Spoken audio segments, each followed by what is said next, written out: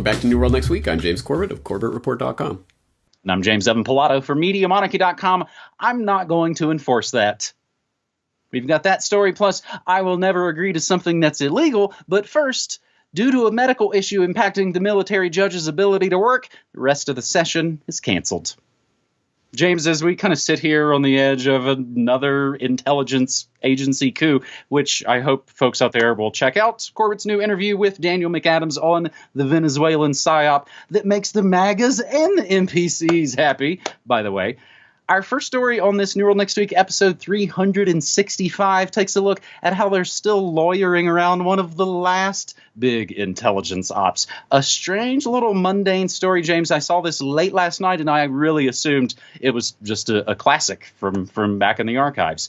9/11 judge rushed from Guantanamo in medical emergency. This is hot off the presses. Military tribunal hearings against Khalid Sheikh Mohammed and 4 other alleged 9/11 conspirators have been stalled after the judge was flown out for emergency eye surgery. 7 p.m. Tuesday evening, Judge Perella, P-A-R-R-E-L-L-A, summoned defense and prosecution lawyers and informed them he was being flown out of the U.S. military base in southeast Cuba back to the mainland for urgent medical treatment. Judge flown out Wednesday after his wife Jennifer tweeted overnight to accuse the military's medical insurance provider for a delay which she said had threatened her husband's sight in one eye. Kevin Dwyer, spokesman for the Defense Health Agency, said that at no time did the insurance company refuse to evacuate the patient.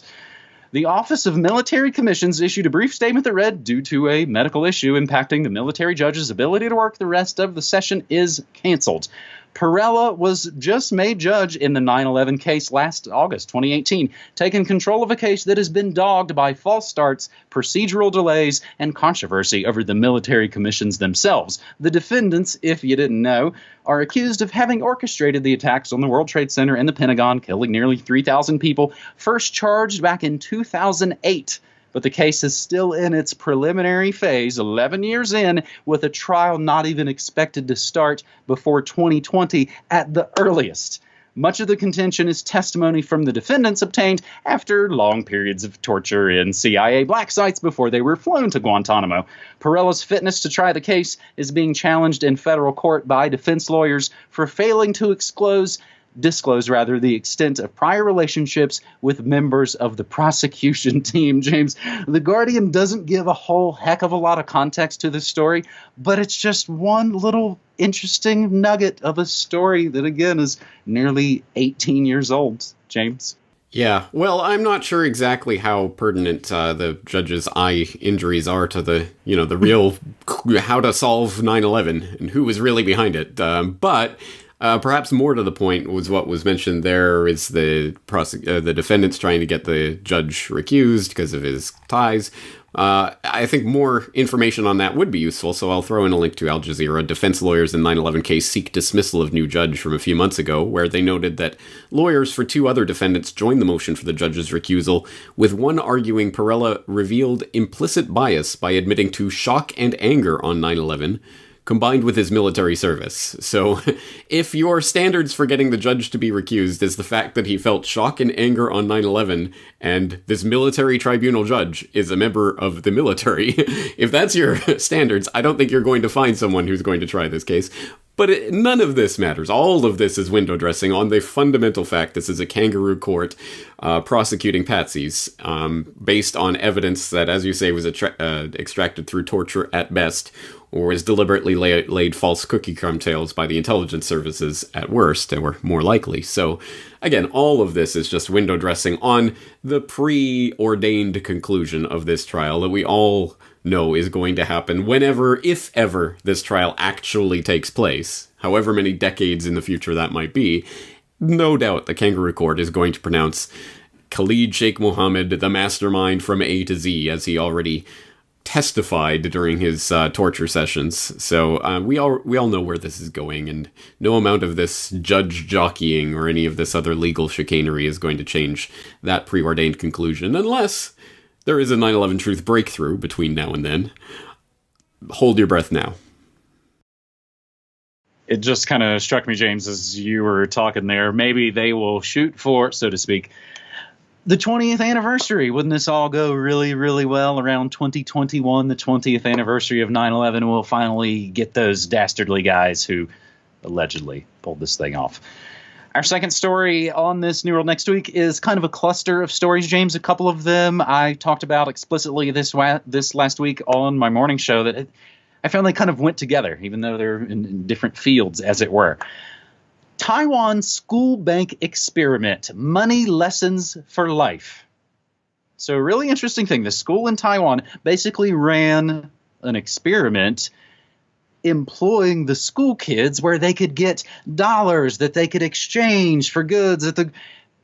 They had a parent-teacher meeting. When the parents found out, they were a little angry. I will never agree to something that's illegal. At this school in Taiwan, the parent-teacher meeting takes a turn for the worst when a father finds out his kid has been part of a social experiment.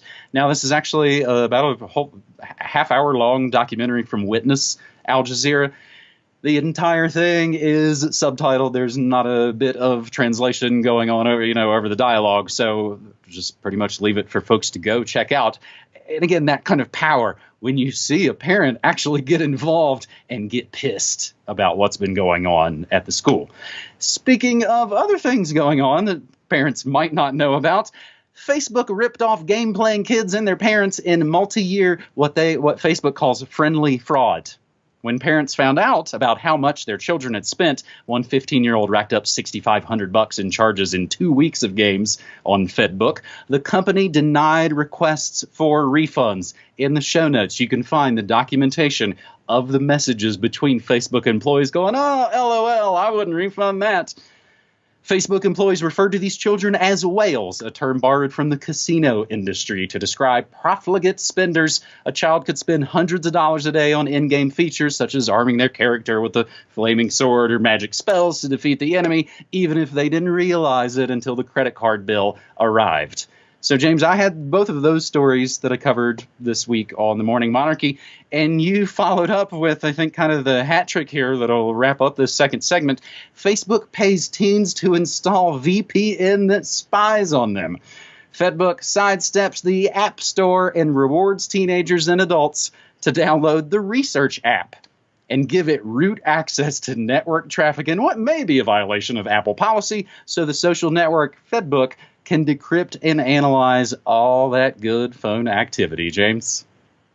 There's a lot to be said about the Facebook stories, but I can imagine most of the audience will already understand what those stories are about. But that first story is interesting to me, the social experiment on the dollars system that they implemented at that school. I did watch the video. I hope people will go and do so. It is half an hour, but it is interesting. And I think you and I might have very different takes on this, because I'm wondering, what's so bad about this? I honestly, initially, and again, just I've got three things going at once and show prep and all those things. It's tough. I can't just listen to it while I work on something else, so I probably missed some parts. I initially kind of thought the school had teamed up literally with a bank and were running an experiment. No. Well, yeah, I hope people will watch the video if they want more information on this. That wasn't at all what was happening. Essentially, the school has the certain chores that the students do, the whatever, taking out the trash or whatever that students contribute to already. And the incentive system that they live in the communist, public education system is from each according to his abilities, to each according to his needs. You have to do it because you have a responsibility, and they had points and stickers or whatever for if you did a good job. They came in and said, well, why don't we use this play money that we'll just print up? We'll print up some play money, and if you do a good job, you can earn some play money, and then you can use that play money in the school store. And so, yeah, as you say, in one dramatic moment, and I really have to wonder how many of the scenes in this documentary were staged. I know some of them were. For example, when they follow the guy into the principal's office for the first time, clearly a staged, recreated scene. That was not the first time this person ever met the principal. They did that for the cameras. So you have to wonder, the PTA meetings and stuff, was that real? Was that staged? Was that recreated? Were they hyping it up? Was this reality show editing, etc., etc. But anyway, one of the parents gets angry. He says, you're doing a social experiment with our kids. This is illegal. I'm going to sue. I'm going to take legal action. And then of course, they go out and say, well, no, actually, it's legal because of this, and we're not making them work for anything. It's not an employment contract. It's literally the same as a points or sticker system, except this time it's play money that then they get to exchange at the school store. Anyway, all of that being said, the implication is that the schools aren't already a social experiment, that there's any way to run these schools that isn't a social experiment.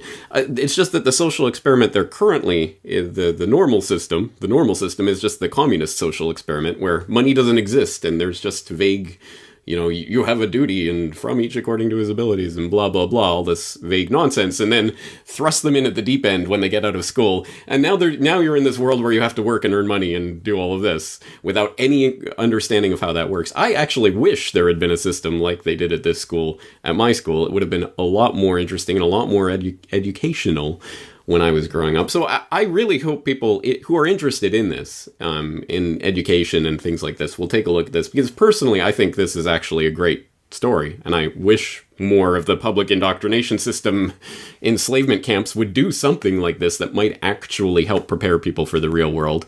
There's a million caveats and devils and details and all of that, but just as a vague, as a concept, I think this is actually a good idea. So if your kid came home from school and said, Dad, I made money today, you'd go, oh, yeah? Play money? Sure, yeah. I mean, yes, actually, because I also, as a new parent, I really am thinking about how do I introduce the concept of money to my children, and how do I get them to understand value and working and providing services to others and making the community a better place. And part of that is shown through the medium of exchange that is money. So how do you introduce that concept and working and earning? I mean, there's a lot of very valuable educational opportunities there on what is essentially what would otherwise be hey, you got a gold sticker on this meaningless chart on the wall. I mean, it's a much more educational experience, I think, to be working in this way. And there's really, there's nothing like that feeling of getting out from your main education at 18 and realizing you didn't learn a damn thing about how the world works. Gosh, I wish I knew how to balance a checkbook or change a tire on a car, and we all have kind of gone through that. Really interesting story and segment there, James. I appreciate that. So, hell, we get now here finally to the maybe actual good news, or maybe not unmitigated good news. Our third and final story on this new world next week. I'm not going to enforce that. Sheriffs disobey new anti-gun laws, refuses to disarm citizens. Dateline, Klickitat County, up in Washington State in the Pacific Northwest, in reaction to tragic shootings throughout 2018, Washington State passed and is planning to pass a slew of new anti-gun bills that will make them one of the most regulated states in the country. Take that, Calitopia. These bills are being met by resistance from an unlikely group. Handful of sheriffs standing up to the unconstitutional nature of the bills and their promising disobedience. Sheriff Bob Songer, one of the sheriffs, outspoken about his resistance during an interview with The Guardian. Published over the weekend, Songer told the paper that the anti-gun legislation passed last November is, quote, unconstitutional on several grounds. I've taken the position that as an elected official, I'm not going to enforce that law, end quote. Songer also cited ongoing litigation by the NRA and other lobbies, which aims to demonstrate the laws violate both the Second Amendment and the state's constitution. He also said that if other agencies attempted to seize weapons from county residents under the auspices of the new laws, he would consider preventively standing in their doorway, James. And we come right back to that situation where when you're faced with the cops who have a bunch of weapons, your feelings might go out the window, James. Yeah. Well, I'm no U.S. constitutional scholar like your last president was, right? Obama was the constitutional scholar, supposedly. Anyway, I'm no scholar on this, but isn't this how the system is supposed to work, right? All these checks and balances, and one of them is that you have local sheriffs who can choose to not enforce unconstitutional laws, and that should be one of the final checks against unconstitutional grabs for power by the federal government. So it seems, or the state government even. So it seems like this is a good system. And I believe you are. It pleases the crown. We are allowed to choose our sheriffs in an election. So that's another element. There's a check and balance on Bob Songer. If people don't like this, vote the bum out next time, right? Exactly. So, I mean, look, as people know, I'm not in favor of democracy or whatever. I'm an anarchist, but at the very least, this is the way the system was set up with this idea in mind, that there may be a time when a government tries to go too far, and how do we prevent that? Well, you have a check. You can elect your sheriff, and the sheriff can choose to go along or not go along and declare something, find something to be unconstitutional and not enforce it. That is how the system is supposed to properly function, so I think this is a good story. We're going to see how this plays out. And, of course, one of the factors in all of this is the public opinion, which then can be influenced against this sheriff. Who does he think he is, getting in the way of our gun-grabbing laws? And if they get enough people rallied around and outraged through the MSM, oh my god, this guy's trying to uphold the Constitution? What an 18th century clown! Then he'll be voted out, and you'll get a sheriff that will gladly go along with the gun grabs. But, I mean, so again, there's checks upon the checks upon the checks upon the checks, which, again, is kind of the system you do want. It's just that we do need to counteract the MSM voices, the establishment puppet voices that are going to come out against sheriffs like this one. There's just a really lot of, interesting, maybe volatile things that are all going to kind of come together on the West Coast. I lived there for over a decade. California, Oregon, and Washington, they all have this weird battle of freedom and the most regulation everywhere. It's going to be really interesting to see what goes down. James, as I like to say at the end of these episodes, I stream news, music, memes, and more Monday through Friday, 9 to 5, Mountain Time at MediaMonarchy.com/listen. I would love for folks to come and check us out. James. Now that I think about it, when those schools that are doing that social experiment with the money, when that goes cashless, then it's a psyop. When they start going, no, we're not going to print these paper dollars. Now you're going to have a card that you swipe. Yeah, I see where this will go in the future. And yeah, that's definitely bad. So we can agree that there are bad elements to this story. Anyway, that's another 3 interesting stories. Thank you for bringing them to our attention. And I hope everyone will go to MediaMonarchy.com for your daily podcasts and updates, and CorbettReport.com for everything else. Talk to you again next week. Thanks so much, buddy. Take care.